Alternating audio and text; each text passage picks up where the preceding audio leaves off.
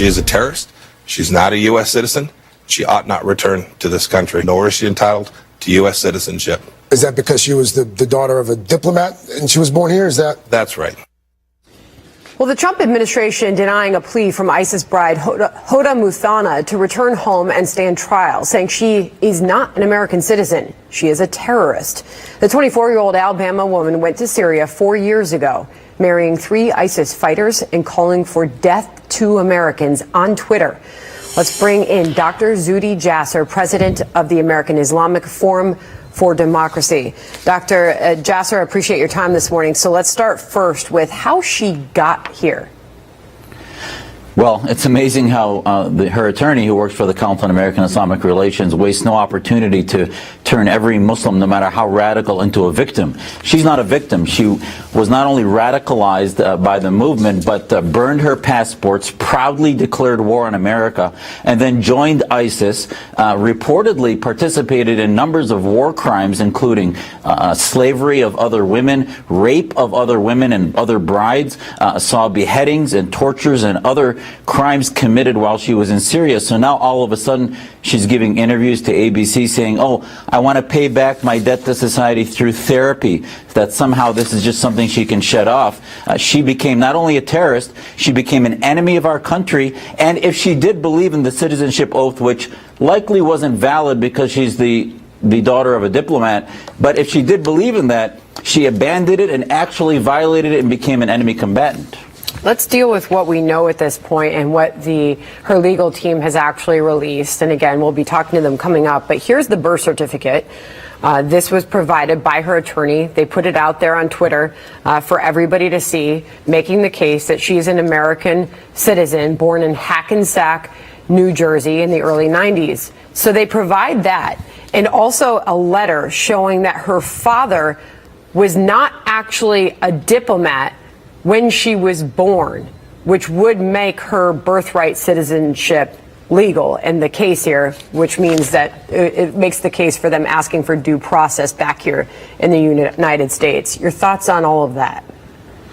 I'm trying to understand how they're helping her, because there's 2 paths here. The bottom line, I think Secretary Pompeo and President Trump are doing her a service by not letting her back in, because she was the daughter of a diplomat, whether it was a few months in which he stopped being so or not, she was, and diplomatic children do not become citizens. That's not part of birthright citizenship. Now, if she is allowed in, the other path she could have is to come in and get due process of law as a citizen, which I hope would include imprisonment and then a trial for treason and committing acts of war against her own country. That does not include any freedom that I would ever hope for in the next decades, let alone in the next few years, which she hopes she's going to pay back by therapy. So I have no idea what their approach is, other than, again, to make every most radical Muslim into a victim, which actually is helping radicalize Muslims. Right, and I hope every Muslim knows. Yes. On that point, and I want to take you up on that, and you got cut off a little bit. They're making the case that he was not a diplomat, by the way, at the time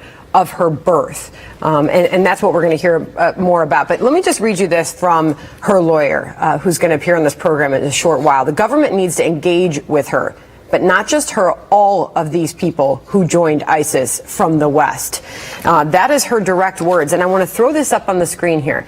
We had our brain room look up some of the recent statistics on this sort of movement with American ISIS fighters, and here's what we found. The George Washington University put this out. Estimated 300 Americans attempted to join ISIS and other radical Islamic groups.